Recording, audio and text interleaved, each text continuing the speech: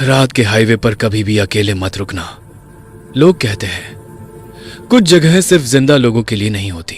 कहानी शुरू होती है उस रात से जब मैंने एक ऐसे ढाबे में चाय पी थी जहां से वापस आने वाला कोई भी कभी सुबह तक नहीं जागा। रात के करीब 2 बजे का वक्त था। हाईवे बिल्कुल सुनसान पड़ा था, सिर्फ ट्रकों के इंजनों की हल्की गूंज दूर से सुनाई दे रही थी।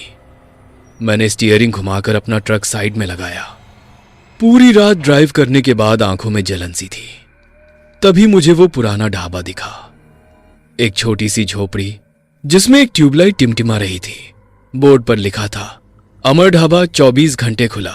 नाम थोड़ा अजीब लगा, मगर भूख ने बिना सोचे अंदर खींच लिया। अंदर एक अजीब सा सुकून था। मिट्टी, डीजल और चाय की खुशबू हवा में घुली हुई थी।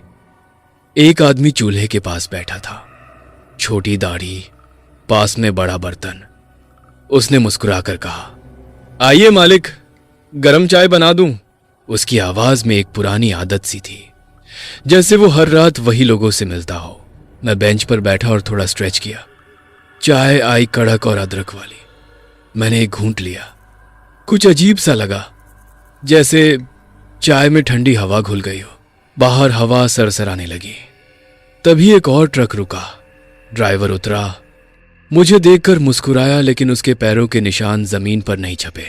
मैंने पलकें झपकाई, दोबारा देखा, कुछ नहीं था। शायद नींद का असर था। ढाबे वाला बोला, यहां रात में बहुत लोग रुकते हैं मालिक, हाईवे लंबा है, सफर थकान भरा। मैंने हाँ में सिर हिलाया। उसने पूछा, अकेले हो? मैंने कहा, हाँ।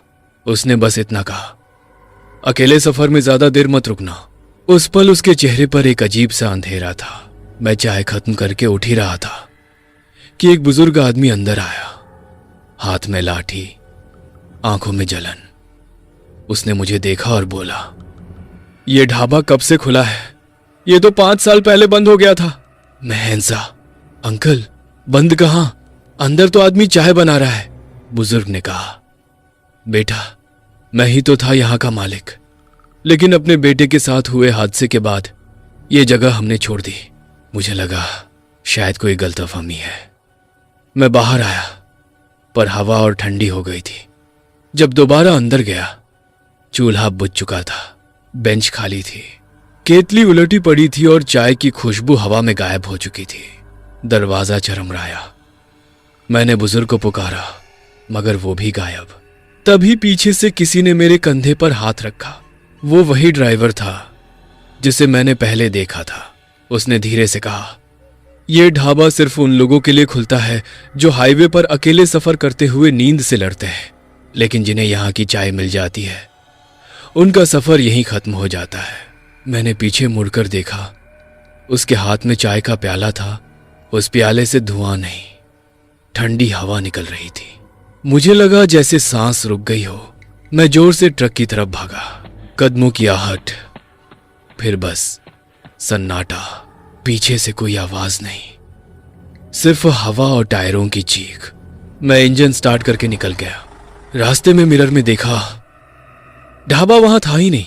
सिर्फ एक पत्थर का बोर्ड दिखा जिस पर लिखा था अमर ढाबा। यहां रात को रुकने वाले कभी सुबह नहीं उठते। अगली सुबह जब मैं अगले स्टेशन पहुंचा, एक मैकेनिक ने कहा, अरे भाई, उस रास्ते पर कोई ढाबा नहीं है। 5 साल पहले वहां एक ट्रक जल गया था। ड्राइवर और ढाबे वाला दोनों मर गए थे। तब से लोग कहते हैं रात में उनके साए चाय पिलाते हैं। मुझे उस वक्त एहसास हुआ, उस कड़क चाय का स्वाद अब भी जुबान पर था। मैं ट्रक से उतरा। एक बार हाईवे के उस रुख में देखा। दूर कहीं ट्यूबलाइट का हल्का सा झिलमिलाना दिखा। दूर घंटी बजी। मुझे लगा कोई बुला रहा हो। आइए मालिक, गरम चाय बना दूं? और शायद आज भी जब कोई अकेला ड्राइवर रात के अंधेरे में रुकता है, वही ढाबा कहीं ना कहीं फिर से झिलमिला उठता है। तो अगली बार